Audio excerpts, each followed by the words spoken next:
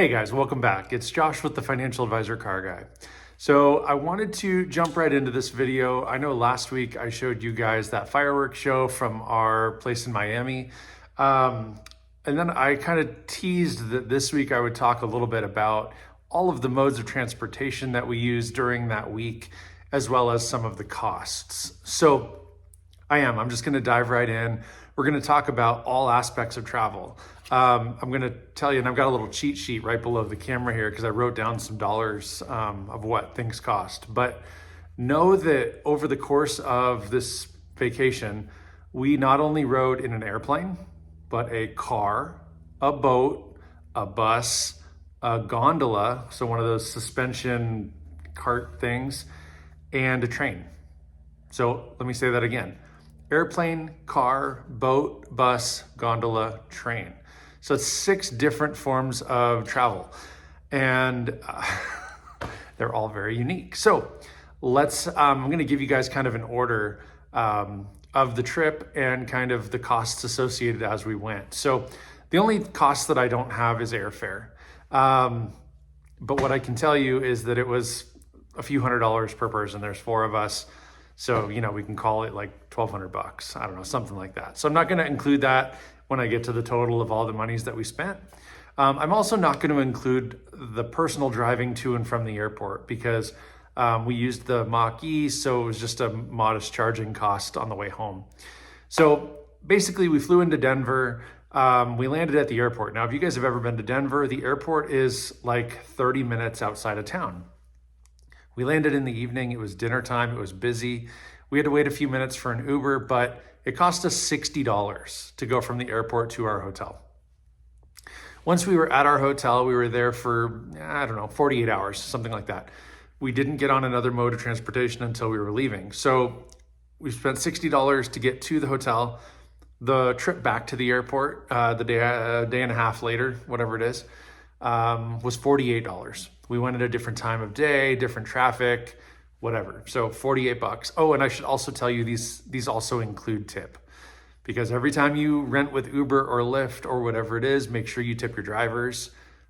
It's appreciated. So then we went back on an airplane, right? We flew from Denver to Miami.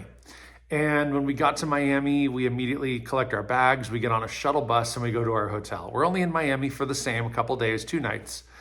And we get a free hotel shuttle, so we don't have to worry about any sort of transportation there. But the next day we got up and went into Miami. We caught a baseball game. We went to the Marlins stadium there, and that was super fun. The Uber towards the stadium, $16 after tip. And then after the game was over, we Ubered back to the hotel. It was $18 on the way back. So done deal. Again, after tip. The next morning we woke up and we decided that the next phase of our trip was actually in Orlando. We were going to Disney World. So we took the train from southern Florida to central-ish Florida, from Miami to Orlando. Now, we did have to take another Uber from our hotel to the train station. That was also $18. And then the train ride for 4 people was about $140, give or take. It's like $35 a person times 4. So that was about a 4-hour ride, super fun. I mean, they had a food cart, they had beverage carts, they had the sleeping carts, they had, all the things. I don't know how familiar you guys are with passenger trains, but big, huge, cushy chairs that recline. And I mean, it was pretty cool. It was a lot of fun. So we were doing that for, 4 hours or whatever it was. When we got off the train and to the train station, we hailed an Uber. And the Uber from the train station to our Disneyland resort was $35. And it was also a fair distance. There was lots of traffic. It was the middle of the day. And if you're familiar with the Orlando, Kissimmee area of Florida, it's pretty hectic. There's a lot of driving, a lot of people on the road. It was a little bit frustrating because we waited for an Uber and it got within 2 blocks of us. And my app buzzed and it told me that the driver had relinquished ownership of that route and that we had to wait for a new driver. So it kind of put us back in the queue and set us back, 10 to 15 minutes. It was a little bit frustrating, but it is what it is. So we then Uber to the Disney Resort, and like I said, that one was somewhere around $35.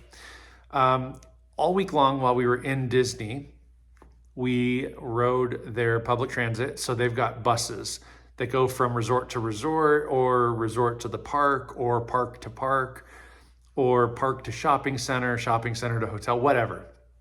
But they've got a busing system, which works out really, really well. They also have a ferry, a boat ferry from a few of the parks to a few of the resorts. So we did ride that. And then the third method of transportation that the Disney resorts offer is this sky gondola. And it's basically a box that's dangling from a line that stretches across all over this part of Florida, and they're everywhere. They go from resort to resort to, again, theme park to theme park. And, so we did that a couple of times. At one point, they actually shut it down because there was a storm coming in. And so the carts, I don't know what the deal is, what their repercussions are, whatever. But cautionarily, they stopped the carts at one of the stations and made us get out. Even though we weren't getting out there, they made us get out because of the weather. So, it was a little bit of a finagling trying to make it work, but we did, and it was great. So those were the three that the park offers. Of course, there's like the monorail and the train around the park and those other kinds of things, and then those are not included in this list. They're not public transit. They are, but you're staying within the theme park, or you're staying within the park. It's a ride at that point. So later in the week, we did do one day at Universal Studios, and Universal is outside the Disney conglomerate. So we did have to pay for an Uber to get to and from Universal. It was $22 on the way there. It was $30 on the way home. Again, morning rates versus afternoon rates. So 22 there, 30 back after tip. Then when I was reviewing all my notes, all my receipts and everything, I'm not exactly sure why, but there was one day we did get an Uber from our hotel to go back to one of the theme parks. And if I remember correctly, it might have been that night that it was stormy. I don't recall, but it was $9. And it looks like the Uber took us from our hotel directly to one of the theme parks. And so it was $9. I don't remember that, but that was a little while ago now. We must have taken the bus back or whatever it was. But for some reason or another, we did ride a $9, 4-minute, I think is what the drive said, Uber. One day later in the week, right before we actually came home, I rented a car on Turo. And the reason for that was we were going to drive from that Kissimmee area of Disney, clear west to Tampa. And in Tampa, we did catch another baseball game, which was a blast. But I rented a Kia Sorento, I think it was. It's their SUV. It's their not the Telluride, not the big one, but the one down. It's bigger than the Sportage, smaller than the Telluride. I want to say it's the Sorento, but something like that. But it was actually really nice. It had a third row, absolutely fully loaded. It was part hybrid, so it got 50 miles a gallon. Now, when they delivered the car, I paid a little extra so they deliver it to the resort, because I would have had to Uber there, and I didn't want to deal with it. I've already spent a bunch of money on Uber, so it was worth it for us just to pay the fee. They came, they delivered it, and then at the end of our booking, they actually picked it up from the Disney Resort. So I didn't have to worry about 2 Ubers in and out of town, whatever. That was $50, but that's actually bundled in the total Turo price of $128. The $128 was for a 24-hour. It ended up being something like 36 hours because of night times and stuff. But I basically rented the car for 24 hours and drove it roughly 230 miles, something like that. We did have to put $21 worth of gas into it to return it. But what's funny about that is when I went out to the car in the morning before we left for Tampa, the range on the odometer said 500 miles. And very quickly, I'm like just a few miles down the road from the resort, I noticed the digital fuel gauge monitor was actually already down a click. And, which is fine. It's fine. I understand how it reads.